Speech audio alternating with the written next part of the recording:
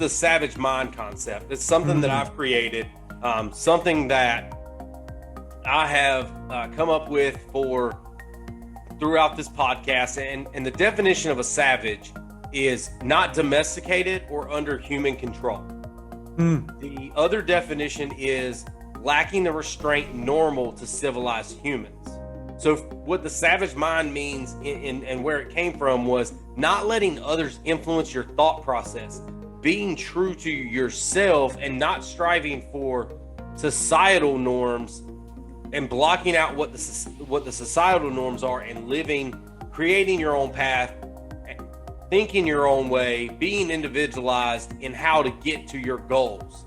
And so just want to get your, again, reaction to that. I know you're probably going to be in agreement since we were talking about the dissent deal, but again, just want to get your thought process on that.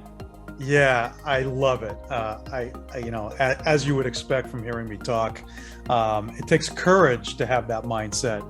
But, I believe in so much in what you're saying that it makes me, again, fall back to principles. I think about that, the contrarian always wins, because 90% of what we take in terms of information is negative and self-defeating. And so people who are successful find a way to ignore. It's almost like, I don't know if you meditate, but I do and have for a long time. Meditation is not about controlling your thoughts, because they just come and go. It's about allowing your thoughts. It's almost like observing traffic. It's like you step outside of yourself and you just observe the cars going by, but you're not going to jump in there and kill yourself. You're just going to kind of watch it all go by. Some traffic is good, some traffic is bad. You're just observing it. But so many people feel this need to address all the traffic, car by car, hour by hour, minute by minute, and it influences you. So if we just did what the media, for example, told us, we'd all crawl into a hole and die and wait for the world to end. And that's not the way to live. So we have to do the opposite. We have to ignore certain things, and we have to be able to distinguish between those things we respect and pay attention to and that matter, and things that don't. And we need to have these trees, these oak trees across the raging river, that we anchor ourselves to know the difference between the two.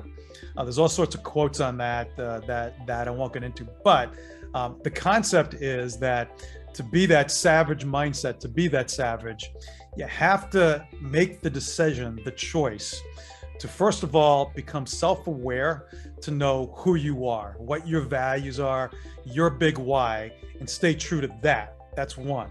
And then second, have the curiosity to investigate life principles enough to believe them, align to them, and teach others them.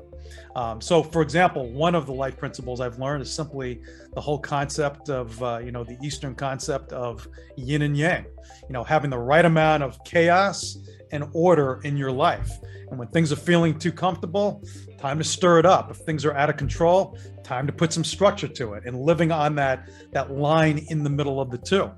That has saved my butt more times than anything.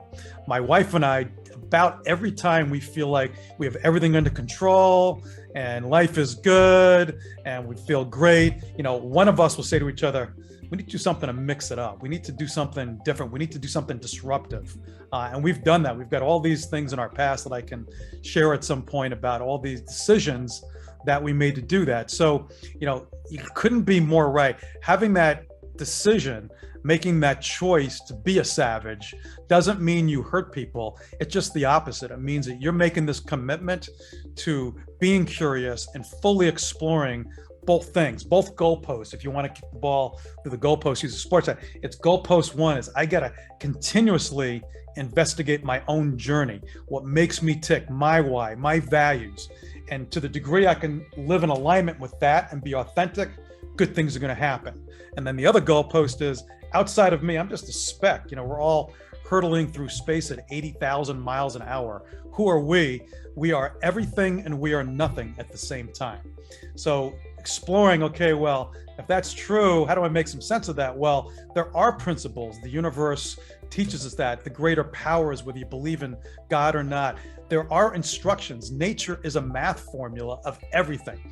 There is a formula. These are principles of life, and we would discover them and align to them really. So those are the goalposts, those are the anchors. And if we have those two things, man, we can rock and roll, right? We can be ourselves, we can be authentic, we can be a savage, we have more confidence. The problem is people hesitate to be a savage, Josh, because they don't have that. And they have all these fears and traffic and cars in their minds, and it paralyzes them. And that's just, as they say, a damn shame. I've never heard anybody put it that way of, I don't meditate in that sense. I do, I'm an avid outdoorsman. So, of course I live in the quiet there, and just kind of take things in and kind of live in the moment at that, and in those points in time. And so, but I've never heard anybody reference the traffic idea of your thoughts. People feel like they've got to get into every single thought instead of just letting something pass them by, right? Like, and I think that is so insightful. And I think that's something that people really do need to understand, that, hey, listen, recognize a dangerous thought and recognize a productive thought. If it's a dangerous thought, let it pass by. Cool, goodbye. If it's a productive thought, great. You can still notate it. Like, man, like, again, let's go back to the cars, like traffic, right? You noted that you saw a really nice car go by, but did you like stop them and say, oh my gosh? But then later, not letting it distract you from what you do. If you were like, man, that car was so cool, I got to figure out what that car was. And then you can go and, you know what I mean? You can get into that productive thought of like, okay, hey, that was a productive thought. Now let me explore it. But you don't let it detract you from where you're going.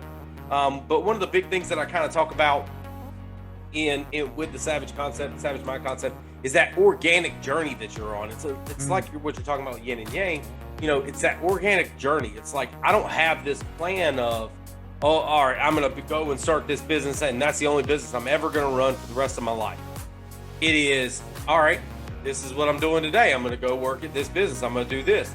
Right. Oh man, I learned something new. Let me go explore that. Oh man, and it's that organic journey through business, through life, through things that really makes you a savage, because you're not dictated by these rules of go to work 9 to 5, have the same job for 35 years, never grow, never do anything, go back home, eat dinner, go to bed. You live life as it comes. That's it. And it allows you to be present, right? As opposed to thinking about the past, thinking about the future. That's the tricks the mind plays on it.